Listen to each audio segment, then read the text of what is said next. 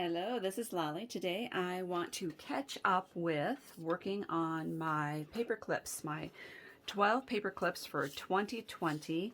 The theme for November is gratitude, and so I made this one. I'm going to show you how to make one and some alternatives you can use if you don't have some of the supplies. The first thing I wanted to do is I'm using this paper collection, Gnome for the Holidays, Thanksgiving. And that's where I'm getting the papers from. All the links will be down below. And I want a strip of cardstock that's 2 inches by 8 inches. And I'm going to score that at 4 1/4.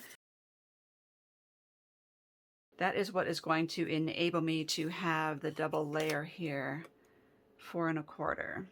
Okay, if I cut them evenly, then you wouldn't see the back paper. Okay, the next thing I am going to use this banner punch from Dress My Craft, and I'm going to insert that in here all the way, punch, insert all the way, and punch.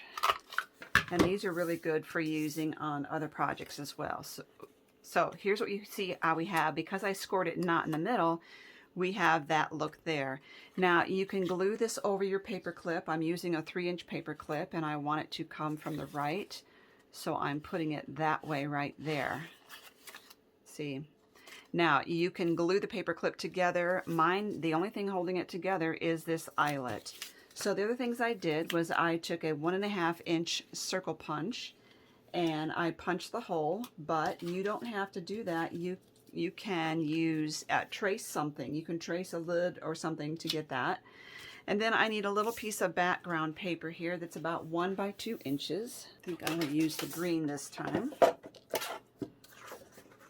Oh, you know what I think I'll do this time? This is a new paper trimmer from Tonic Studios, and it is their Deckle trimmer. So I'm going to put this at around 2 inches. I'm going to do it a little more, like 2 1/4. That will give me room to turn it around and get it around 2 inches here. And trim the end off here.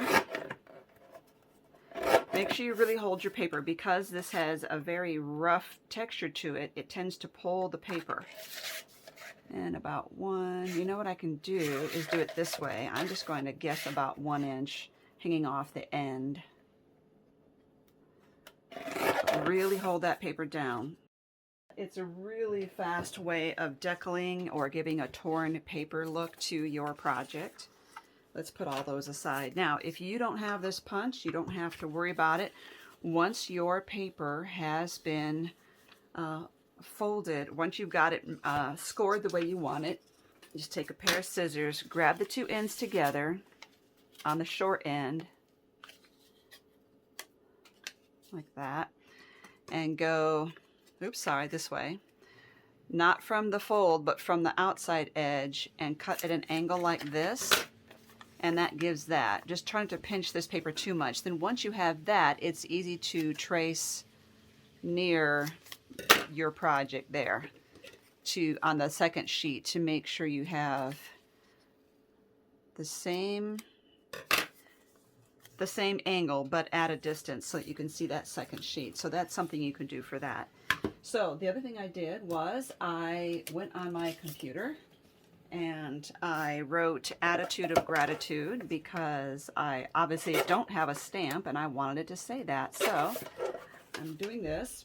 Then I am using Walnut Stain Distress ink. And I'm just, let's see which ones I want to do. So I have this. I think I might go with the yellow this time. Because what I'm aiming for with this project, it was to have different textures. So I have lace, I have paper, I have an eyelet, and the paper clip. And so now I'm also having different edges. I have smooth, I have round, flat, I have the deckle. And another thing I need is a piece of lace. I like flat lace a whole lot more than gathered lace. And this is some lace that I got from a thrift store. I may have to press this out. I want it a little wider than my project. I'm going to press this because it just won't lie flat. That's much better. Okay, so now is the time, if you really want some glue back here, to add some glue to the top. I don't like gluing it all the way down because I like to have this be able to lift up a little bit if it needs to.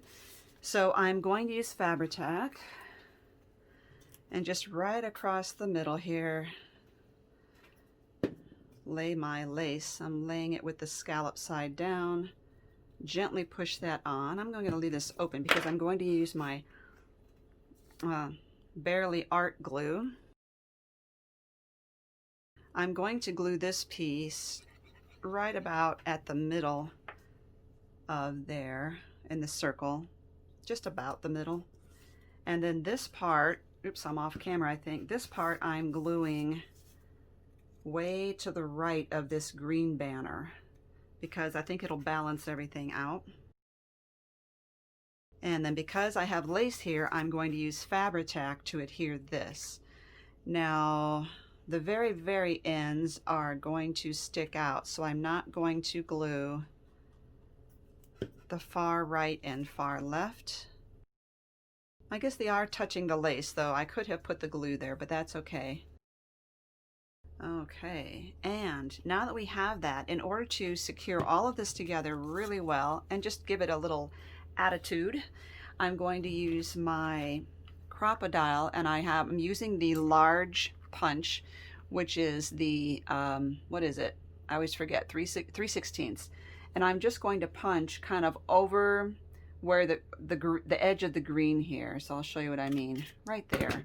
I'm not aiming for the center of the circle. I'm just aiming for the edge of that green right there.